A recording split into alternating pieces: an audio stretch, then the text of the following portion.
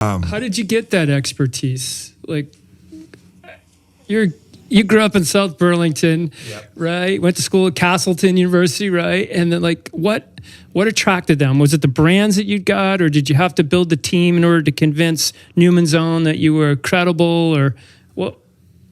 Chicken and egg kind of story, I guess. Like, how did you pull this together? It's a long story. I mean, if you want to know the whole... Well, we can edit it out.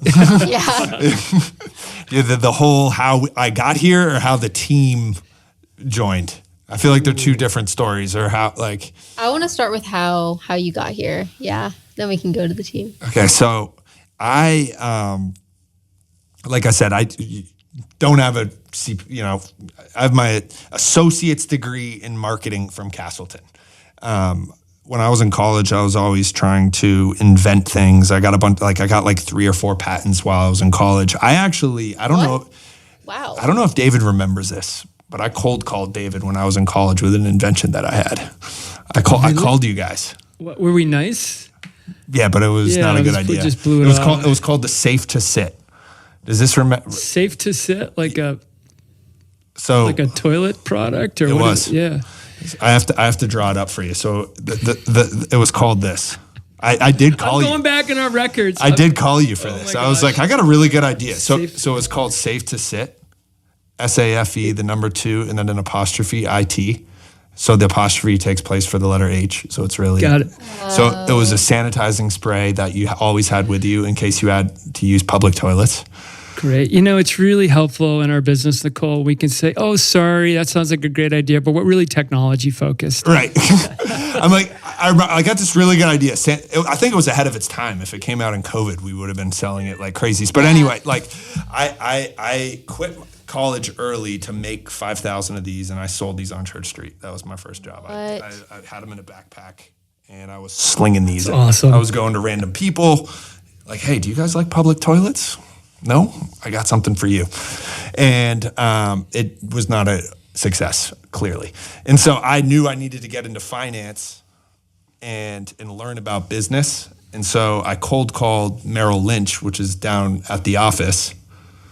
And I went there, and they're like, what do you know about finance? And I'm like, nothing, but I want to learn. And I actually stapled a Safe to Sit to my resume.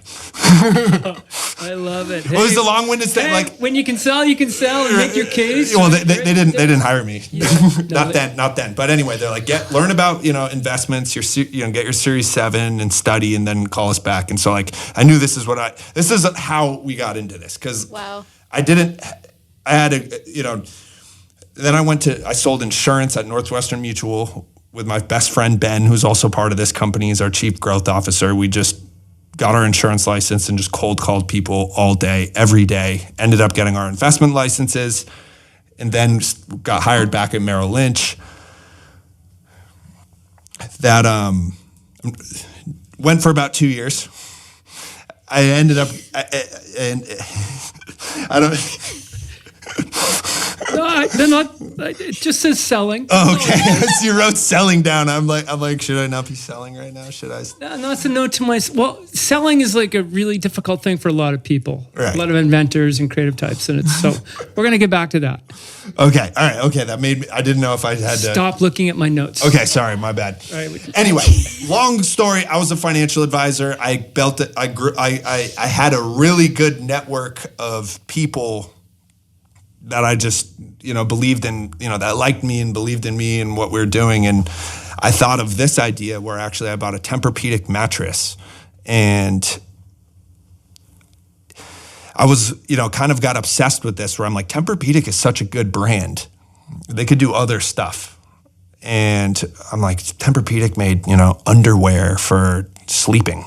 I'd buy those in a heartbeat. And so I got really intrigued with the licensing business and brand extension. And what I realized was nobody was putting capital behind these license deals. They're normally big company to big company. And then it's a very short transactional agreement, right? And if it works, you keep it going. If not, you move on. And that's where I realized there was an opportunity to structure these deals a little bit differently. And so at this time I was in investment banking. I was raising money for other people, and I kind of started thinking, okay, what are the top brands that we could partner with? And being from Vermont, Cabot was like the very first one that came to mind. This is a venture co, yeah? Yeah. Working with Aaron? Yes. Yeah? Okay, so I was awesome. at Merrill, and then I So you started on the lake, and then you started working your way uphill Right. to Church Street. yes. And now he's a VSET. Boom. Yeah. Let's go. I feel like I'm talking too much. No, We're not gonna This get is through. about We're you. not. This We're not is- gonna get through all of these questions. No, this is about you. I think we're still on number one. But yeah. I'm moving the questions. All right. Okay. Yeah. We only have 1 hour, right?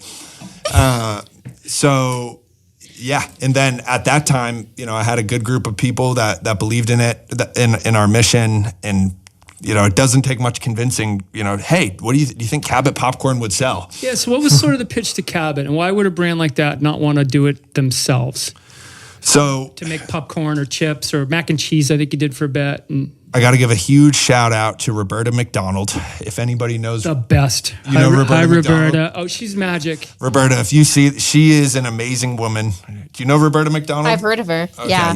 Yeah, there's She- lore. We have lore about Roberta around here. Really? Good lord. Yeah. I cold called a bunch of the farmers. I remember this, and I was like, I got a really good idea. I think, and they're like, you got to talk to Roberta, and they gave me her number, and I called Roberta, and she's like, okay, let's meet. And I knew nothing about food, nothing, and it was kind of, if you know Roberta, right? She's a very fate is something that is very, she. It was one of those things where I called her right after she got out of a meeting to talk about this. And so it was Wow. she's like, all right, I got to take this kid's meeting. And, I made a presentation to her about what we're going to do. And I cringed looking at that presentation. It was so bad, how we're going to grow Cabot. Have you guys seen the movie Tommy Boy? No. Who hasn't? Right. Yeah. Where, Me. Come on, Nicole. It's great. It's the best. it's an older movie for my generation. Okay, then yeah. It was probably made. What year was it made? Like the 80s. Anyway, it's about they go on this. Sorry. They go on this. Chris Farley, right? Yeah, Yeah. I think he died in 1990. He did die, yeah. Right. So they went on this big selling trip where they he was selling, try to keep his dad's company alive, and him and this guy went in a van, in a car and road tripped, and I'm like, that's what I put in our presentation. I was like, we're gonna get a van and we're gonna wrap it in Cabot cow print. We're gonna sell popcorn, which is not how you do a CPG business at all. Clearly didn't know it, and I met with her and she was just like, what? But I'm like, look, I'm gonna bring in the best people to this business that are gonna help grow it. If there's one, I'm confident I can raise money to get this deal, to invest behind it. It's now a matter of bringing in people that know this better than anybody else. And so I also have to give a big shout out to Evan Metropolis. If you guys have ever heard of that name, Evan and his brother Dean and their whole team have bought and sold more iconic consumer product goods brands than maybe anybody alive.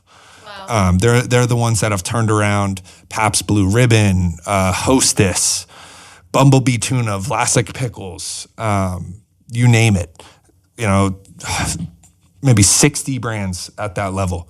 And they actually got their start in Vermont in the cheese business. No way. Yeah, that was their I first. didn't know that. Where Vermont Smoking Cure is now was their what used to be International Cheese, where they made provolone and mozzarella. Right, I and remember that company when I worked in the commerce agency. Right. Yeah. So that was their first business, and so I, met with Evan, and he was excited about it. Evan's, we should get him on here at some point. But he lives in Vermont. He lives in Charlotte, and he's You already trying to leave? yeah. This has been fun. I got meat sticks on. I'm out. I'm out. That's it. But then so Evan was like, yeah, I'll come out of retirement and help you with what this. got Roberta to say yes for Cabot? Probably After this train wreck of a presentation. Probably the fact that I had someone like Evan as part of the team. So there's some Not probably 100%. So they like the idea of extending their brand in a way that put a lot of the risk on you, Right. financially and operationally, and you had a team early on that bought into this. Correct. Yeah, we had. I don't think if Roberta, if you ever watch us, you know you would have not done it with us if we didn't have Evan. So I'm really thankful to the people that believe in what we're doing.